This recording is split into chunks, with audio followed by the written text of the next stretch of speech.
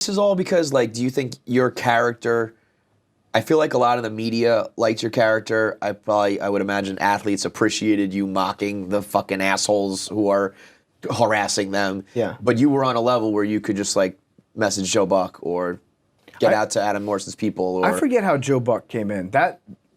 That might have been like a friend of a friend or something. But in general, those guests were just like DMs, like you're just like reaching out. So it's like, I think Bomani Jones was her second guest on the show. Then he the always loved ESPN that. thing happened, and then it's like, well, he's not going to be allowed back on ever again. Right. Chris Long had been a guest on the Steam Room. He was also a good friend of Big Cat's. Got it. We had, through those first few weeks, first couple months, it was just like people in our network that we had been in touch with or that liked us or followed us. A lot of like journalists and things like that. Peter King came on the show in like May of that year, I think. Yeah.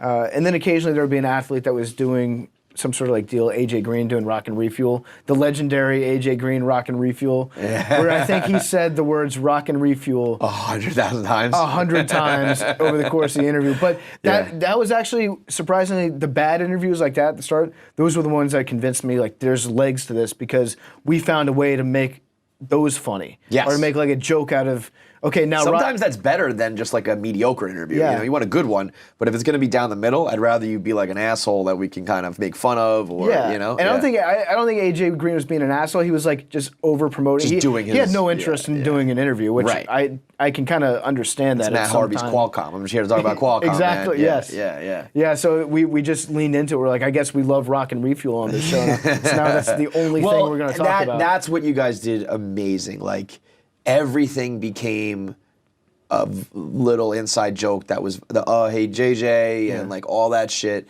Sheesh, you know, I'm blanking on some of them, but there was always it was hard to keep up with as a Barstool employee because people would say things to me and I'd be like, I don't know what that means, and then I'd be like, oh, it's the latest like pardon my take you know, thing. How important was Harambe to you? Oh, Harambe, I feel like that was a big part of going viral too. Our sweet prince. All of these things that like, dude, I'm still paying off loans with that dead gorilla money, man. Like that fucking. Thank God that fucking kid, man. You guys should track down that kid and do an interview with him one day. That's actually a great idea. Imagine that. He's got to be, you know, approaching 18 by now, right? Yeah. And be like, you guys can get some of this $82,000 in an episode because you sent us. I mean, you make your own luck, and you guys were opportunistic and smart and all that shit. But some of those things that are just like the universe throws your way. And it's like now making a Harambe joke. It's like the lowest form of comedy. Absolutely. I'd rather just be doing knock jokes all day than Harambe jokes. That kid would be amazing. But like I can't deny the fact that like our podcast is funded by like the blood of an ape.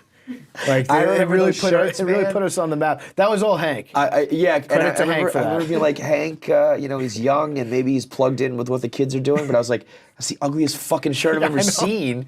And then I heard that it was like breaking Barstool records. I was like, God damn it, these fucking guys. Hank was like, we got this tie-dye shirt. It's like a red, white, and blue tie-dye swirl with Harambe's face and a halo on it. And we're gonna sell them. And we're like, okay, dude. Okay, I guess we're gonna sell it. And next thing we know, we've moved like 50,000 of them. It's crazy, dude. Yeah, that was a wild summer. Yeah, I mean, all of it seemed everything you guys did was just like meteoric or like overwhelming and just like rocket ship, you know? Yeah. Were you like, did you appreciate that in the moment? Were you like, because that was your first podcast, right? Your only podcast. Oh, not Steam Room a little bit, but like.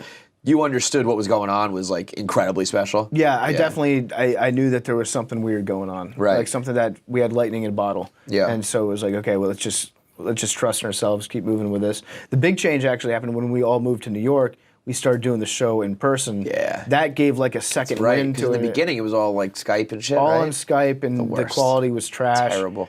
And you guys had the reggaeton horns. Yeah, that was episode 1. Yeah, we had to get rid of the reggaeton. Yeah, that was shortly lived. Who's responsible for that? Because I remember Big Cat being like, "Hey, I've sent this to a couple people around the office.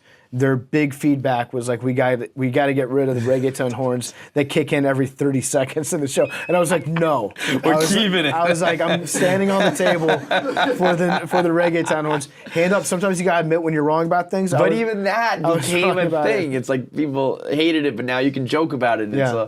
But the ultimate thing is like, I'm not going to take anything that I do too seriously, Right. because You're I not don't know married what to the money fuck of it. I'm doing. Yes, I'm just yes. trying to make myself laugh. Like, this is all like a dream, Right, really. Like, my right. life is a dream to me. Yep. And everything that I do, I try to do the best I can, try to have fun, try to make jokes, make people laugh, entertain myself when I can. I wish people understood that more, where it's like, because... But if I fuck up, I fuck up. It's like, whatever. Critical fans are actually like probably your biggest fans because they care enough to like comment or feedback or And I hate love that. you. But it's also like, I wish you guys just understood that at the end of the day, it's like, I don't really know, man. I just, we're trying this out and trying to make it work. And it's not like I'm saying, fuck you guys, you're going to laugh at this. And then you don't. It's like, I don't know. We're just along for the ride together. But I do appreciate that they like it enough to be like, this fucking sucks.